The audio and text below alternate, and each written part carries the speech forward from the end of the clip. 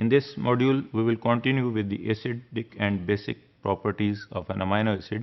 जिस तरह हमने पहले डिफाइन किया था पिछले मॉड्यूल में हेंडरसन हेजलबैच इक्वेशन और एसिटिक एसिड का टाइट्रेशन कर्व, इसी तरह we will define here the different forms of titration of a particular amino acid. In this case, in this module, we will discuss the amino acid alanine.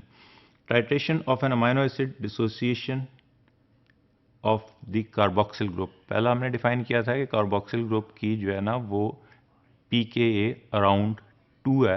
तो ये सबसे पहले dissociate होता है जब भी हम टाइट्रेट करते हैं, जब भी हम सोडियम हाइड्रोक्साइड या कोई भी स्ट्रॉन्ग अल्कली डालते हैं इसके एसिडिक मीडियम में, तो ये सबसे पहले अपना हाइड्रोजन डोनेट करता है क्योंकि इसकी pKa इज अराउंड और pH is around 2. The titration curve of an amino acid can be analyzed.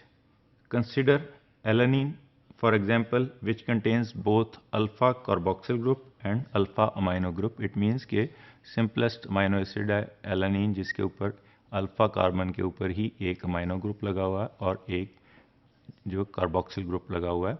इसका कोई साइड चेन नहीं है, कोई जो है ना आर ग्रुप्स नहीं है, and there is no more than one carboxyl और more than one acidic amino group. एक ही अमाइनो ग्रुप है और एक ही कार्बोक्सिल ग्रुप है.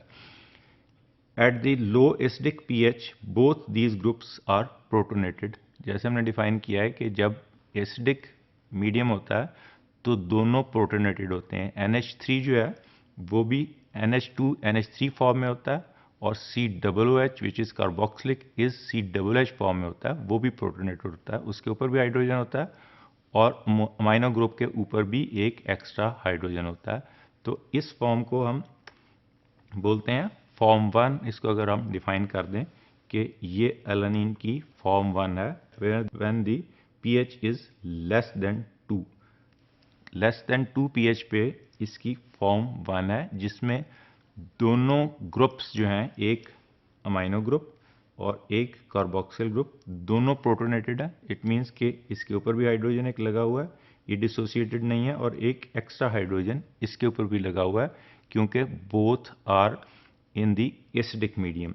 And there is net charge which is +1 कि यहाँ पे एक हाइड्रोजन एक्स्ट्रा है यहाँ पे, इसकी वजह से there is a net charge of +1. This is form 1 of alanine which is in the most acidic solution and at pH around 2.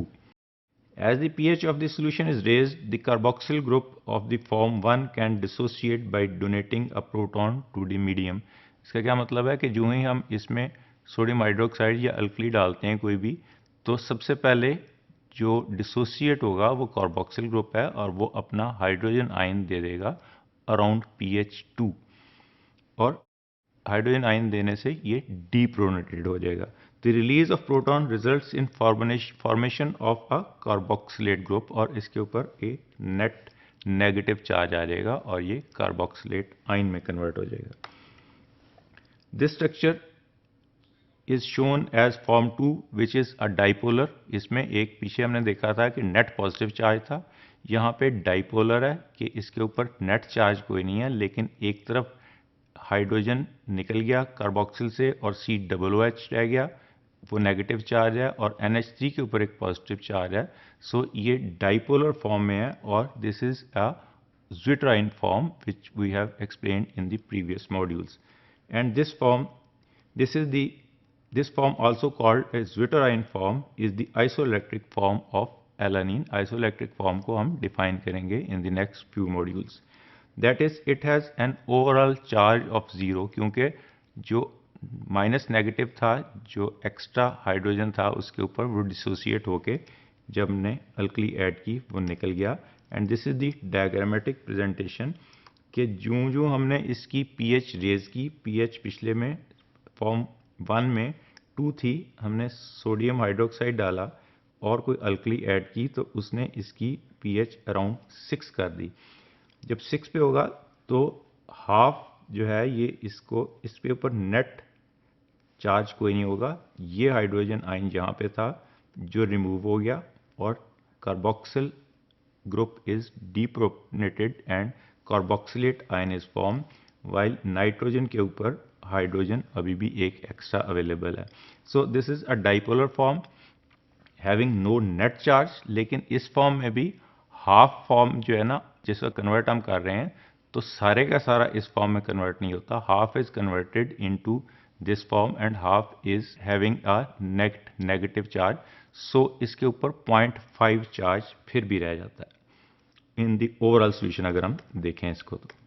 The dissociation constant of the carboxyl group of an amino acid is called K1 rather than K2 because the molecule contains a second titrable group। हमने पहले ही define किया है कि इसके अंदर amino acid में एक amino group है, एक कार्बोक्सिल ग्रुप है, तो इसके दो कांस्टेंट होंगे, एक इक्विलिब्रियम कांस्टेंट, एक K1 है जहाँ पे कार्बोक्सिल ग्रुप डिसोसिएट हो रहा है, और सेकंड इज K2 जहाँ पे अमाइनो ग्रुप डिसोसिएट हो रहा है। Dissociation of the amino group पिछले हमने इसमें देखा था, फॉर्म 1 से 2 में कन्वर्ट हुआ अराउंड pH 2, तो कार्बोक्सिल ग्रुप पे से हाइड्रोजन आयन उतर गया और डीप्रोटोनेटेड हो गया। सेकेंड डिसोसिएशन जो होगी वो अमाइनो ग्रुप पे होगी और ये हायर pH पे होगी। The second titratable group of alanine is the amino group.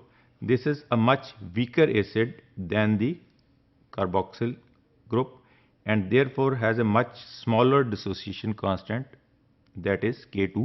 इसका K2 बहुत स्मॉलर होगा, जबकि PK2 अगर हम डिफाइन करेंगे तो वो लार्जर होगी।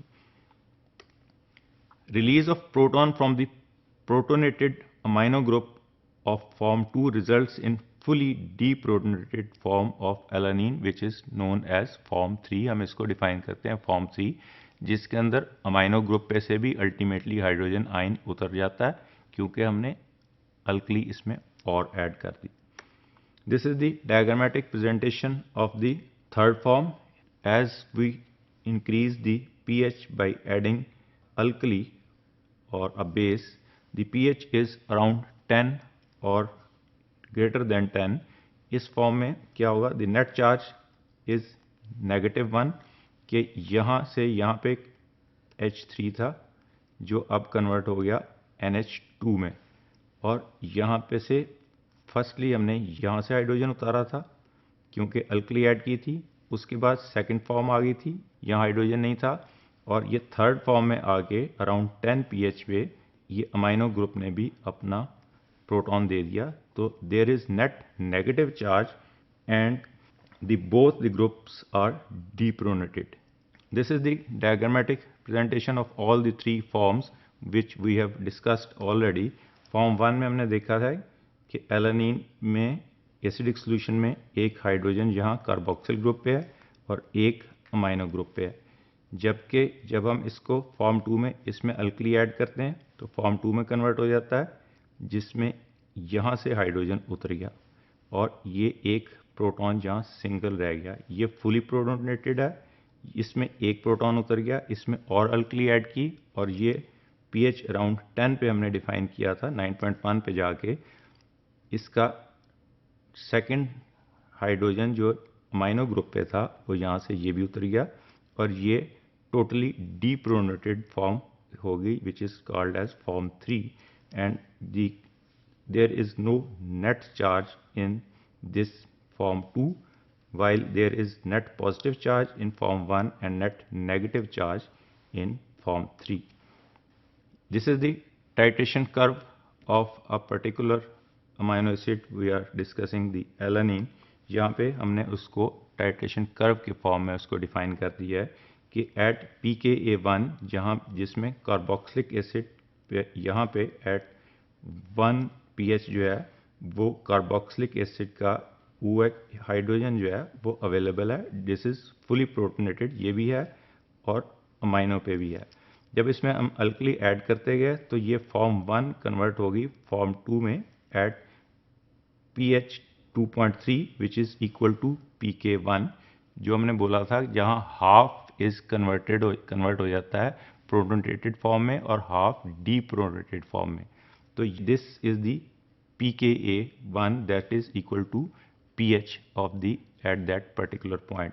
इसी तरह जब हम और बेस इसमें ऐड करते गए तो ये फॉर्म 2 कन्वर्ट होगी फॉर्म 3 में and this form 2 is having only 1 hydrogen और 1 proton at the amino group which is converted into form 3 which is fully deprotonated. यहाँ पे this is fully deprotonated.